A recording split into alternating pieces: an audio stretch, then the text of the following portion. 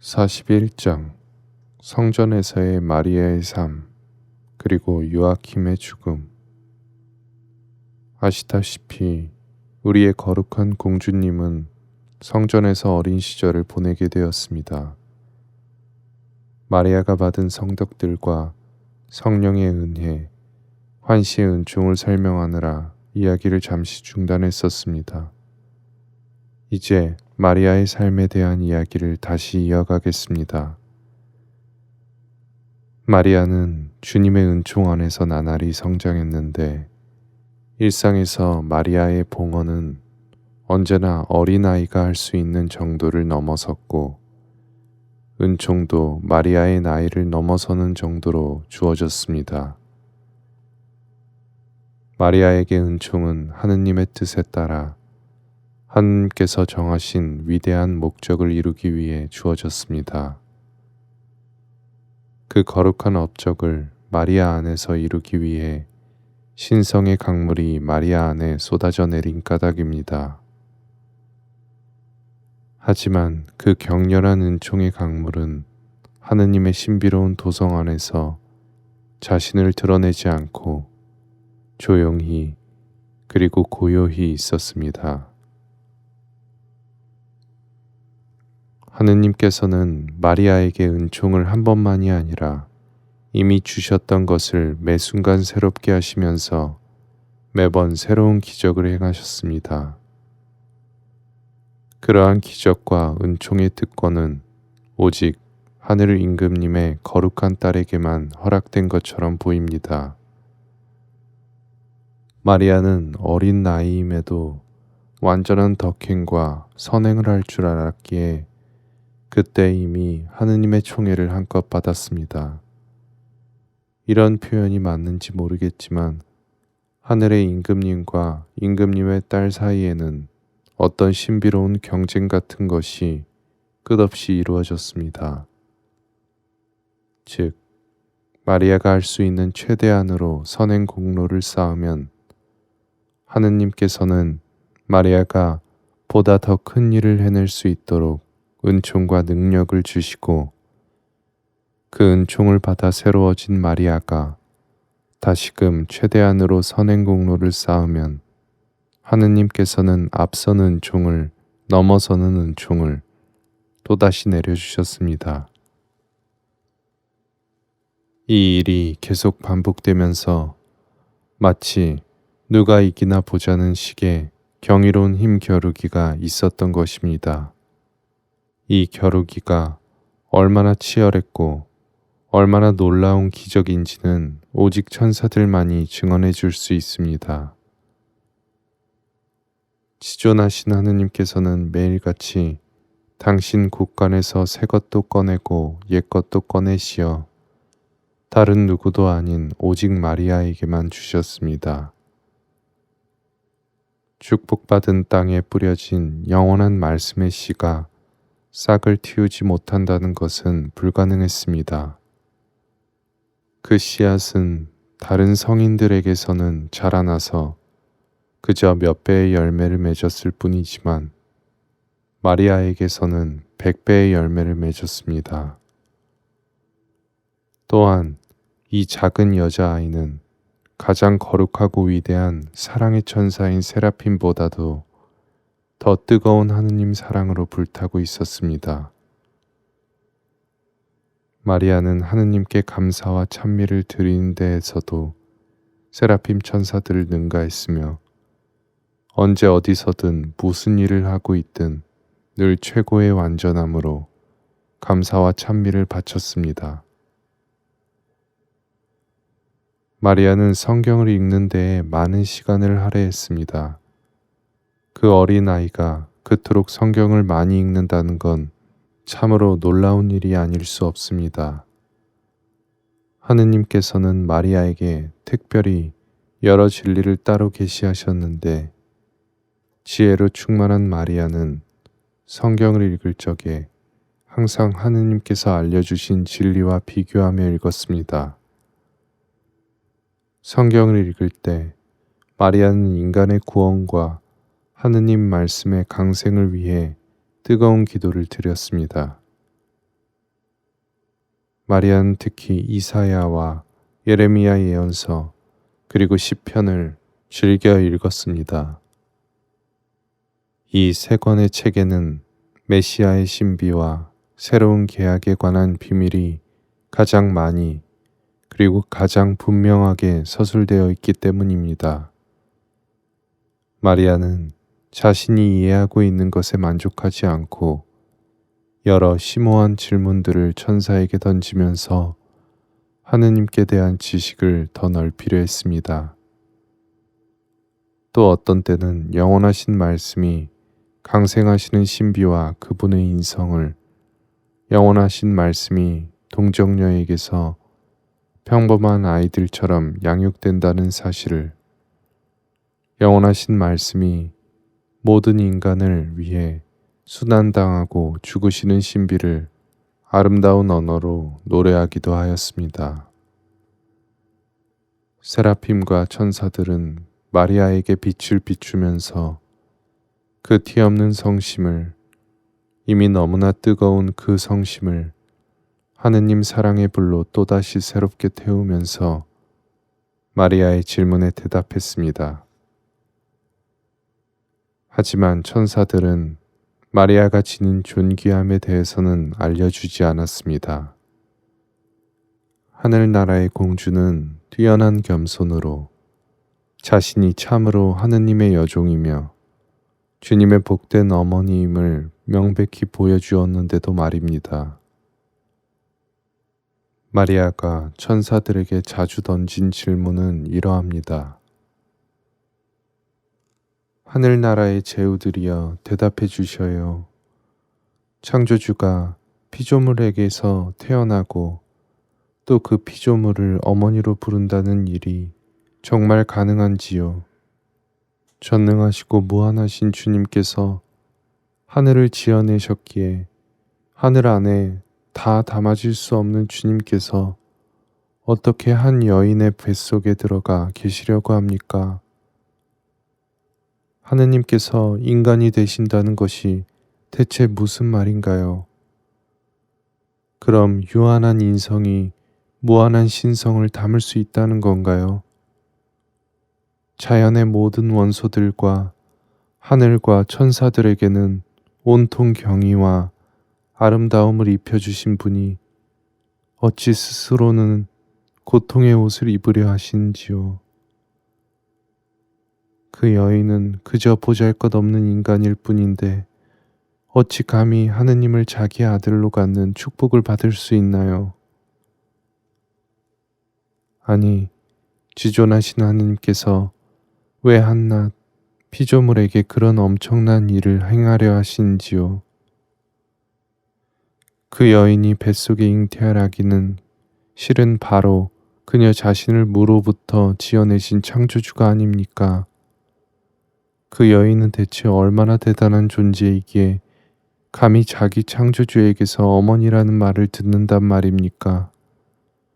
오, 이것은 참으로 형언할 수 없는 기적. 그 기적을 행하시는 분께서 친히 계시하지 않으셨다면 어느 누구도 알 수 없었을 기적입니다. 이런 일이 지금껏 사람의 머릿속에 떠오른 적이 있었을까요? 과연 상상이나 할 수 있었을까요? 주 하느님께서 행하시는 기적들 중 가장 위대한 기적이 아니고 무엇이겠습니까? 복되어라. 사람이 되신 그분을 직접 볼 수 있는 눈을 가진 이들이여. 복되어라. 그분과 한 시대를 함께하는 이들이여. 천사들은 자기들의 능력이 닿는 대로 거룩한 신비를 친절하게 설명해 주었지만 마리아와 직접적으로 관련된 비밀은 1절 입밖에 내지 않았습니다. 겸손에서 우러나온 마리아의 행위는 그 모두가 하느님의 마음을 사로잡은 머리카락이며 하느님의 마음을 꿰찌른 사랑의 화살과도 같았습니다. 하지만 영원하신 말씀을 잉태하고 낳기 위해서는 마리아가 우리들이 생각하는 적당한 나이에 이를 때까지 시간이 흘러야 했습니다. 이렇게 말해도 될지 모르겠지만 마리아에 대한 사랑과 기쁨이 너무나도 크셨던 까닭에 하느님께서는 어쩌면 마리아가 세상의 기준으로 성숙한 나이가 될 때까지 기다리지 못하시고 그때 이미 육화를 행하셨을지도 모릅니다. 영원한 말씀을 태중에 모시기 위해서 마리아가 마땅한 공로를 쌓아야 하고 또 합당한 은총 지위에 있어야 한다면 마리아는 그 어린 나이에 이미 그 자격을 충분히 갖추었다고 해야 할 것입니다. 하지만 마리아가 아직 작은 여자아이일 때 하느님께서 인성을 취하시지 않은 것은 마리아가 당신의 어머니이며 하늘 여왕이라는 사실을 더더욱 세상으로부터 감추시기 위함이었습니다. 하느님께서는 당신 육하의 거룩한 신비를 어느 누구에게도 알리고 싶지 않으셨기에 마리아가 비록 동정으로 수태하게 되더라도 여느 여인들처럼 자연적으로 임신할 수 있는 나이가 될 때까지 묵묵히 기다리기로 하신 것입니다. 그동안 하느님께서는 인간적인 표현으로 하면 당신의 딸이며 신부이며 미래의 어머니인 마리아의 노래를 들으며 달콤한 사랑을 속삭이는 것으로 만족하셨습니다. 그때 하늘 여왕님이 지어 부르신 사랑의 노래를 전부 글로 옮기면 우리 교회 안에 전해지는 모든 찬미가보다 더 많고 더 아름다울 겁니다. 마리아는 모든 예언자들과 성인들이 알아듣고 기록한 것들을 이미 다 알고 있었을 뿐더러 그들보다 더 깊이 그리고 그들이 알지 못했던 신비들까지 다 꿰뚫어 보고 있었기 때문입니다. 하지만 지상에서 투쟁하는 교회는 정말 필요한 것들, 즉 사도들과 예언자들이 남긴 수많은 저술들만으로 만족해야 하며 이미 그것들로 충분합니다. 저는 이러한 사실을 하느님께서 비추어 주신 빛 안에서 알 수 있었습니다. 거룩한 어머니 마리아에 관한 모든 비밀은 다만 하느님의 영 안에 기록되어 있고 감추어져 있기에 오직 승리하는 교회에만 온전히 계시될 수 있다는 것입니다.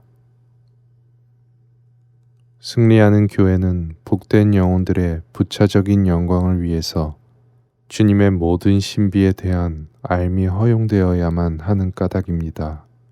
그리고 이 모든 사실을 제가 알게 된 것은 하느님께서 비추신 빛을 통해서였습니다.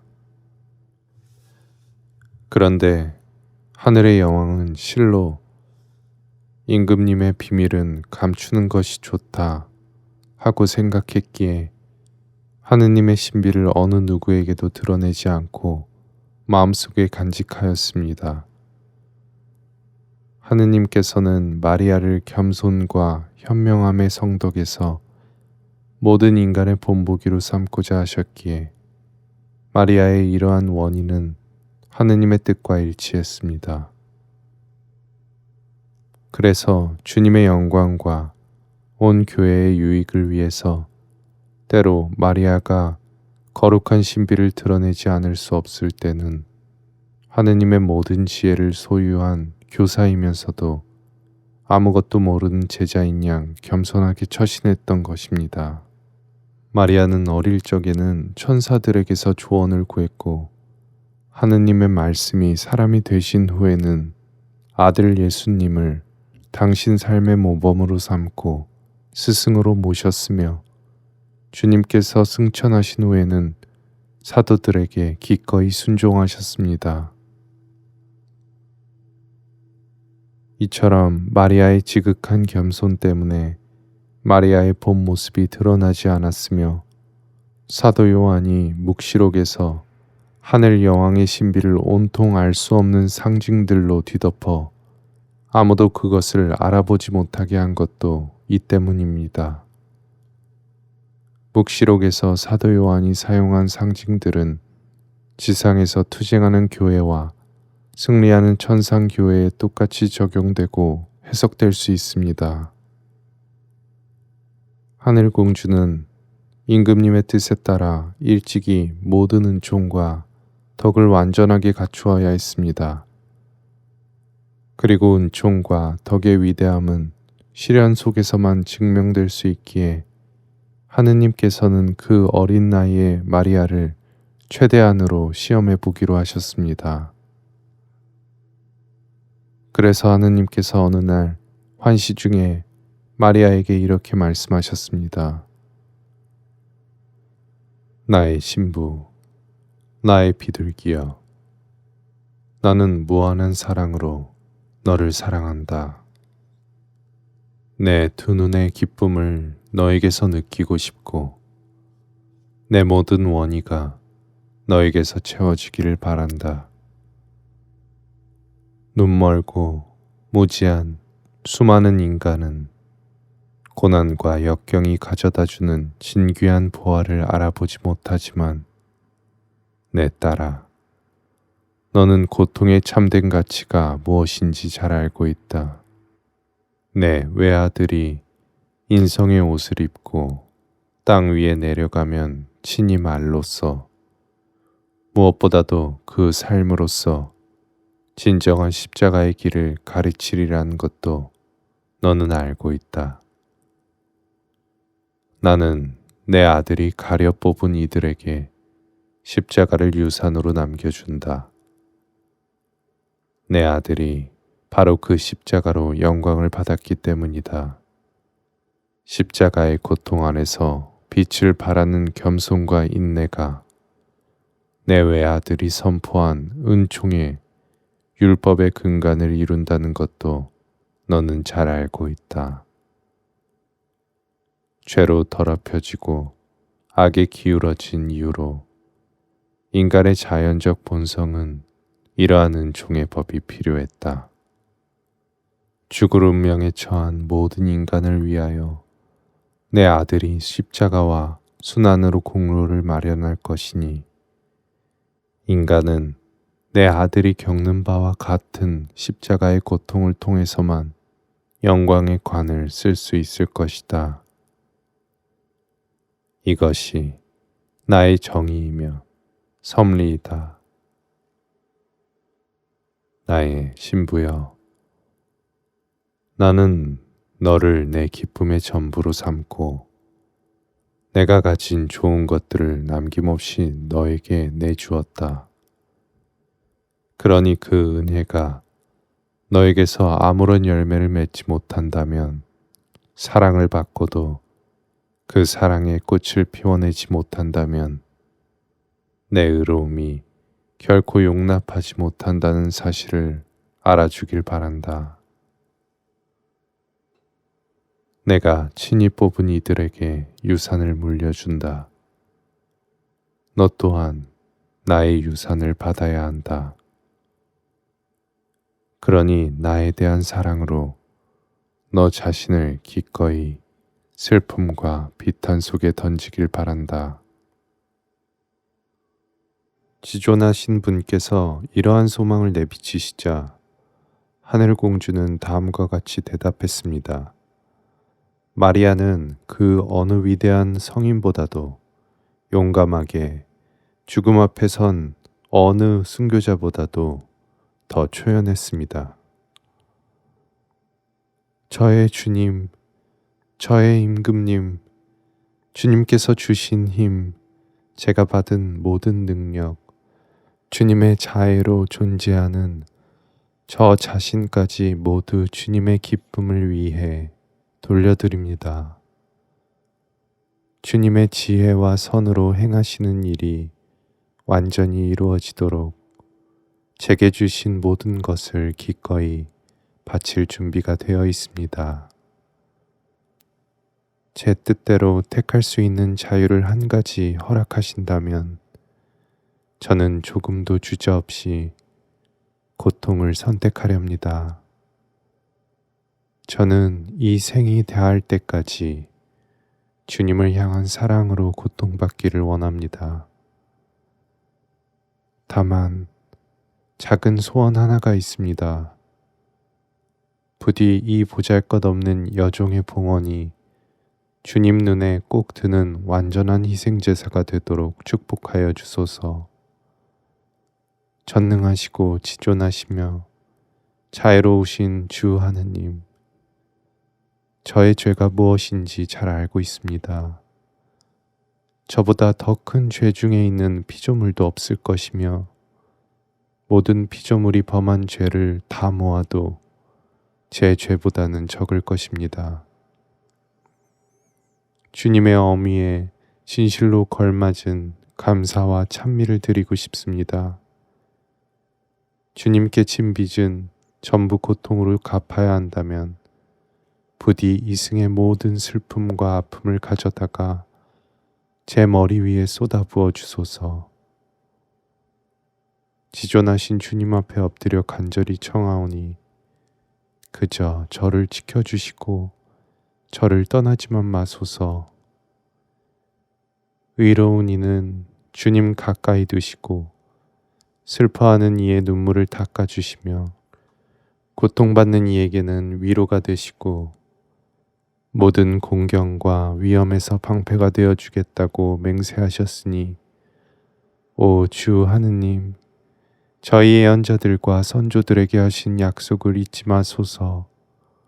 주님 당신은 진실하시며 거짓이 없는 분, 스스로 하신 약속은 반드시 지키시는 분이십니다.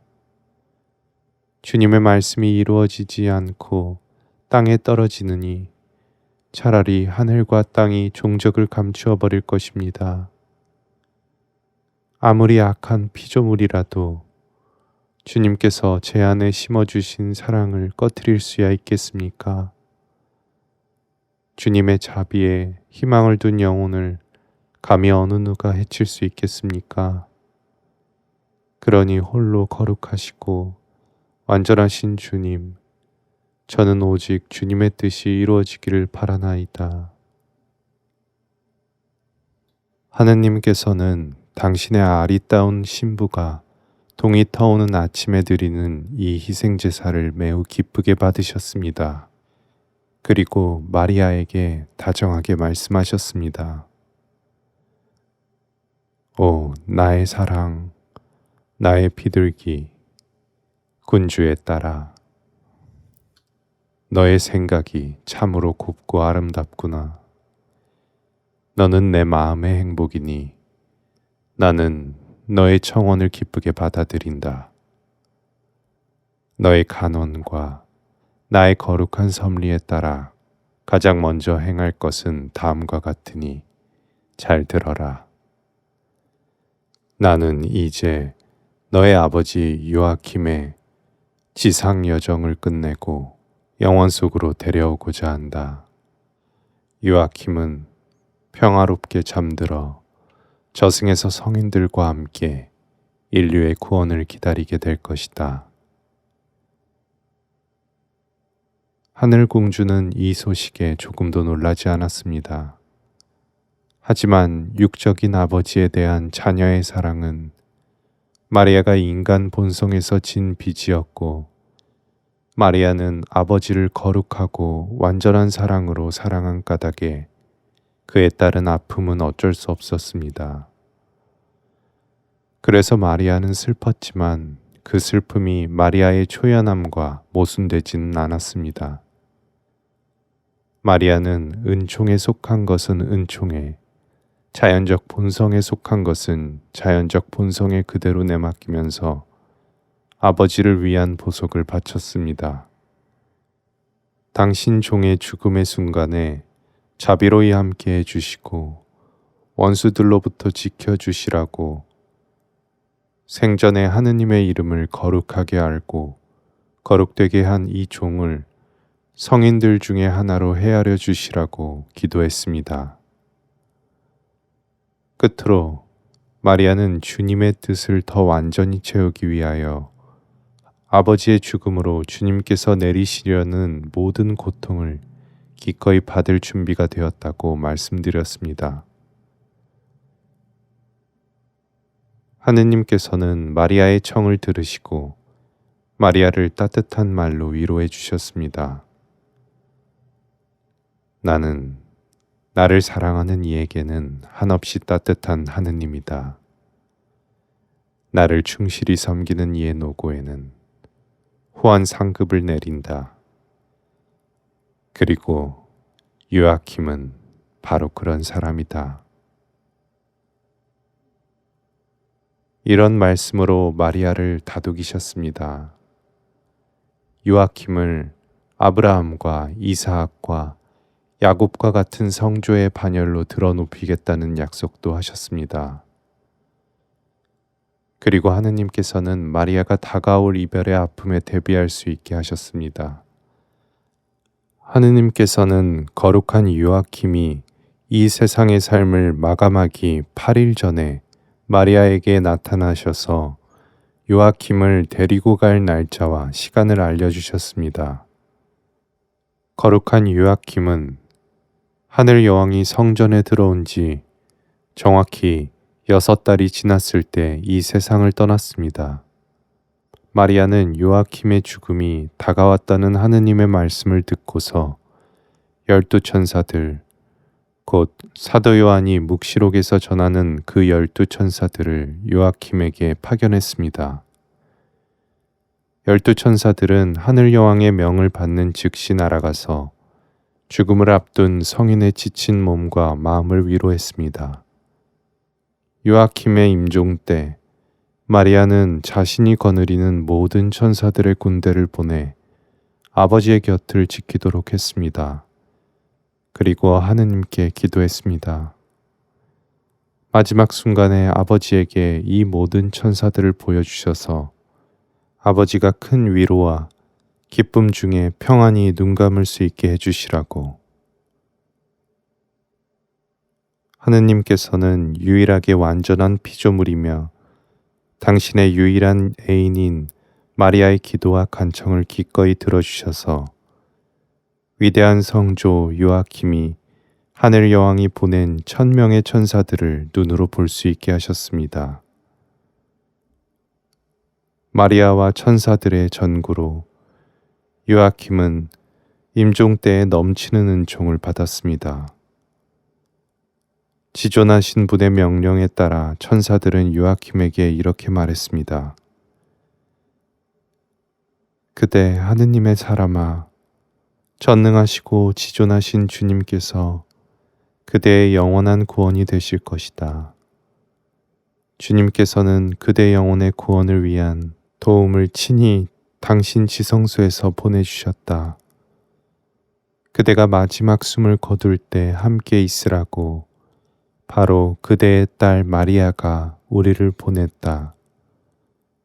때가 되었으니 이제는 그대가 받은 생명을 창조주 하느님께 다시 돌려드려라. 그대의 딸이 드리는 전구 기도는 가장 강력한 기도이며 주 하느님 곁에 마리아보다 더 신실한 영혼은 아무도 없다. 주님의 이름이 여기에 있고 주님의 평화가 그대 위에 있으니 이제 평안히 눈을 감아라.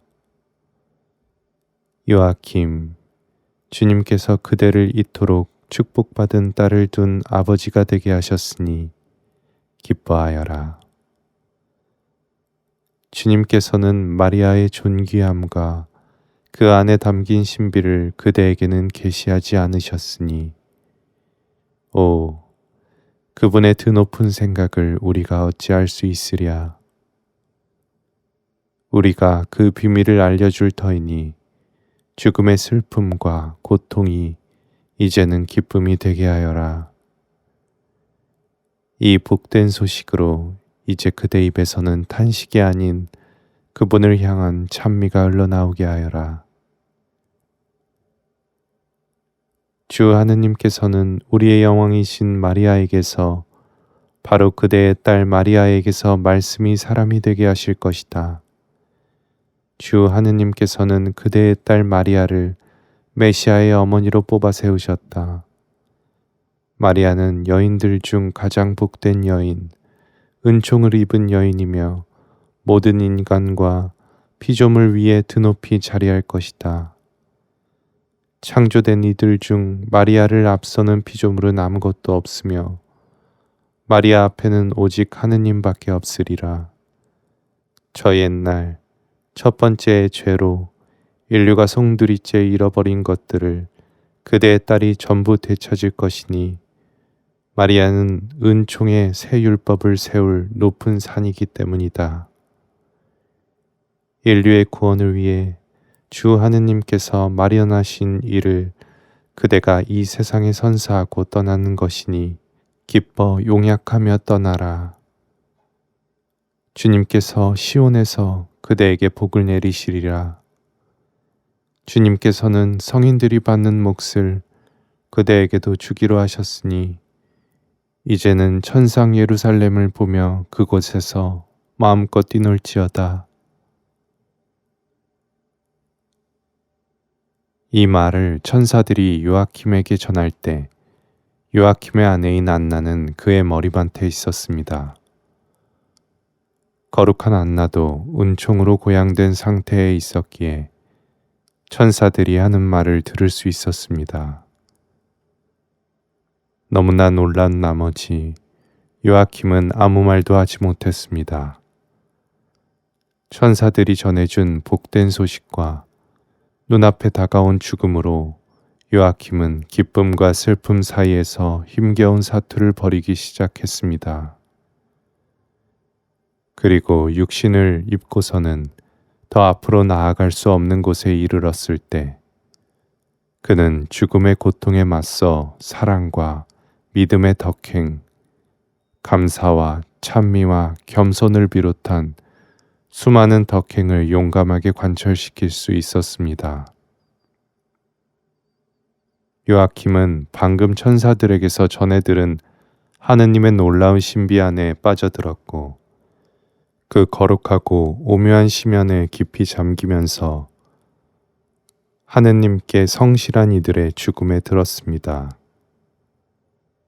이윽고 천사들은 요아킴의 거룩한 영혼을 모든 의인들과 성인들이 모여 있는 곳으로 데리고 갔습니다.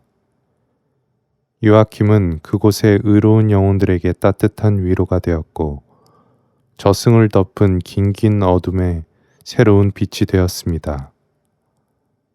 그렇게 하느님께서는 요아킴을 저승에 모인 거룩한 이들에게 기쁜 소식을 전하는 마지막 사자로 삼으셨습니다.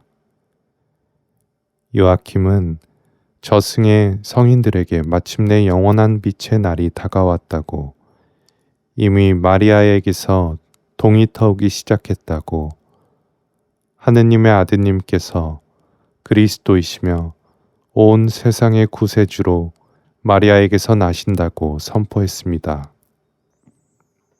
그러자 요아킴이 전하는 복된 소식을 듣고 서 있던 저승의 영혼들이 모두 크게 환호하며 다 같이 하느님께 찬미와 영광의 노래를 불렀습니다. 앞서 말씀드린 것처럼 성조 요아킴이 거룩한 생을 마감했을 때 마리아는 성전에서 봉헌된 삶을 시작한 지 반년째였습니다. 마리아는 3살에 성전에 들어왔으니 3살하고 6개월 된 어린아이였을 때 아버지를 여인 것입니다.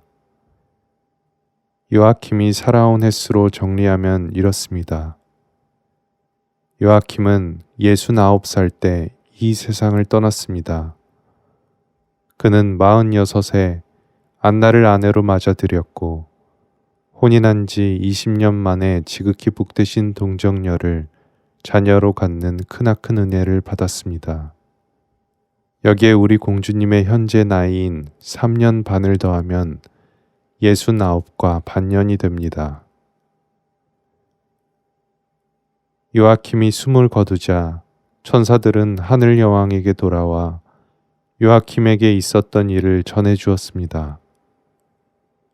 그러자 마리아는 슬픔과 외로움으로 고통받고 있을 어머니 안나를 위로해 주시라고 하느님께 청했습니다.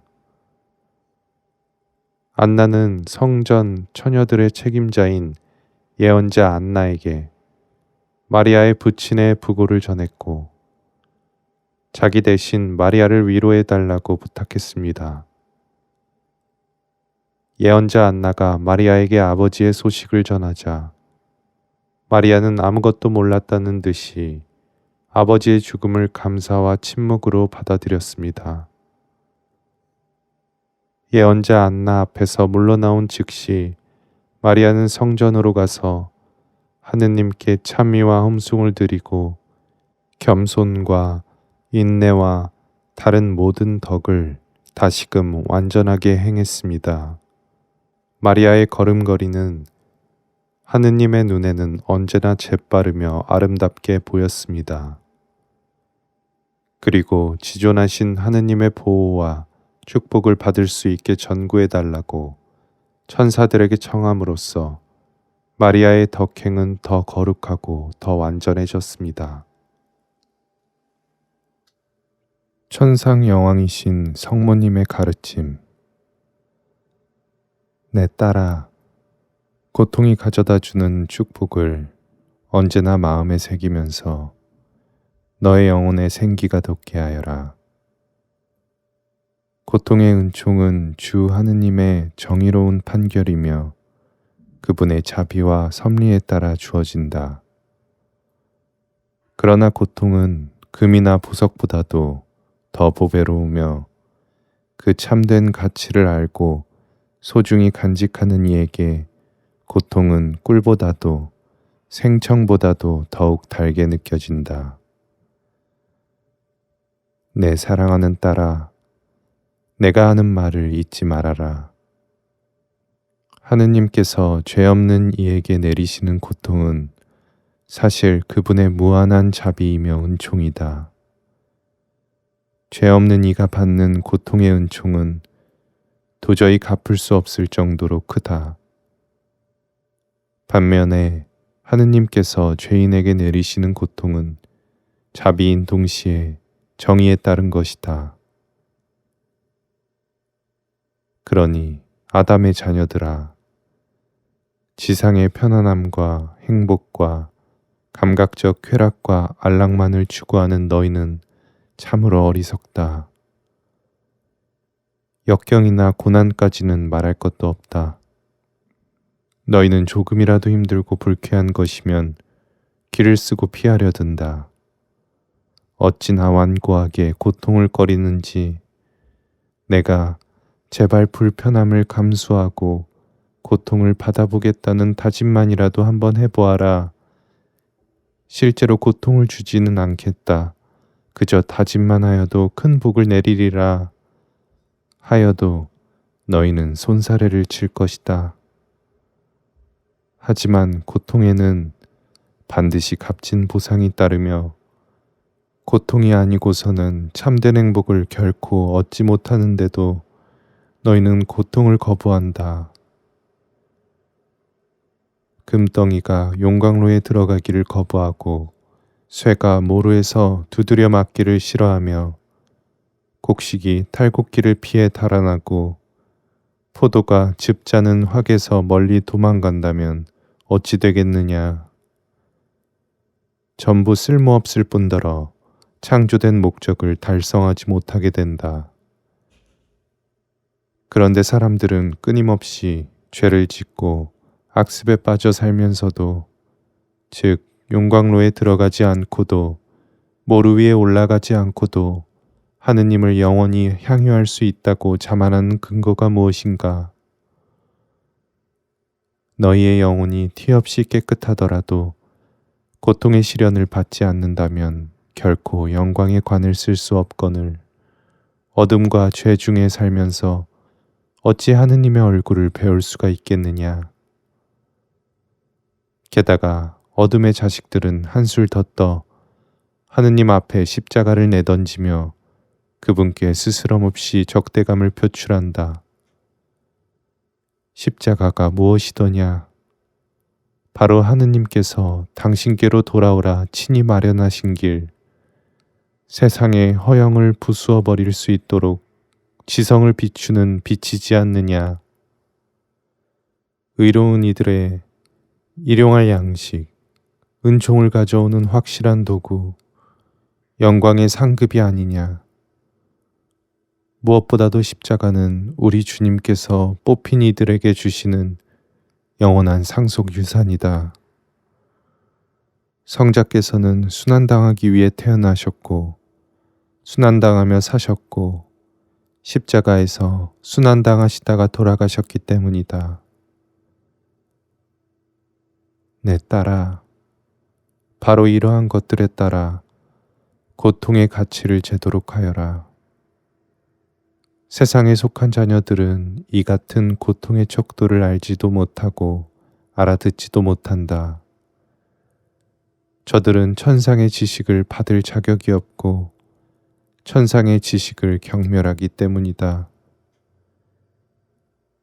고난을 겪게 되거든 기뻐하고 즐거워하여라. 주님께서 시련을 들고 다가오시면 불멸의 영광과 사랑과 축복을 가지고 오시는 줄 알고 서둘러 뛰어나가 기쁜 마음으로 맞아들여라. 용기와 인내와 초연함으로 고통을 기꺼이 받아들여라. 그러면 마치 즐거운 일에 너의 마음이 머무르는 것처럼 거리낌 없이 고통에 머무를 수 있다. 네가 마음에 작정한 대로 하기로 했으면 더 이상 그 일을 두고 불평하거나 슬퍼하지 마라. 하느님께서는 기쁘게 주고 기꺼이 희생하는 일을 사랑하시기 때문이다. 네가 가진 모든 능력과 마음을 하느님께 완전한 제물로 바쳐라. 인내의 제사를 드리며 지존하신 분의 정의와 자비를 찬미하여라. 주님께서는 당신의 사랑과 우정의 징표로 시련과 고난을 세워두셨으니 네가 고통만 보며 따라가면 이 광야에서 헤매는 일이 없을 것이다. 성자께서는 십자가의 길을 걸어가기로 마음먹은 영혼들에게 고통이라는 이 거룩한 학문을 가르쳐 주기를 원하신다. 나 역시 그렇다. 세상의 지혜에 눈먼 아담의 자녀들은 고통으로 치유받고 고난으로 성장하기를 거부하며 심지어 악마의 가르침을 따르려고 열심히 노력한다. 십자가의 지혜를 가르칠 수 있는 이는 오직 성자와 나뿐이니 배우고 싶다면 이리로 오너라. 진리에서 참 평화와 기쁨을 얻게 되고 너의 마음에서 세상의 영예와 영화를 떠나보낼 수 있단다. 십자가에 지혜를 터득하면 세상의 그 무엇도 부럽지 않게 되리라. 무언가를 얻고자 남들과 경쟁하는 것이 사람들 앞에 너를 드러내고 인정받으려는 모든 노력이 참으로 부질없음을 깨달을 것이다. 세상의 영광은 공허하며 세상의 지혜는 무지 자체이기 때문이다. 그러니 너, 내 사랑하는 딸아, 좋은 몫을 택하여라. 좋은 몫이란 세상이 경멸하는 것, 세상 사람들에게서 잊히고 존중받지 못하는 것이란다. 나는 하느님의 어머니이고 내 아들과 함께 만물의 여왕 지위에까지 올랐음에도 내 존재는 세상에 거의 알려지지 않았다. 내 아들은 그분의 어미하심은 심지어 사람들에게서 멸시와 조롱까지 받았다. 이 지식이 참으로 값지지도 필요하지도 않는 것이라면 우리가 말과 삶의 모범으로서 가르쳐 줄 필요가 없지 않았겠느냐. 이 삶은 어둠 속을 비추는 빛이며 선택받은 이들은 가까이 하고 단죄받은 이들은 멀리하는 빛이다.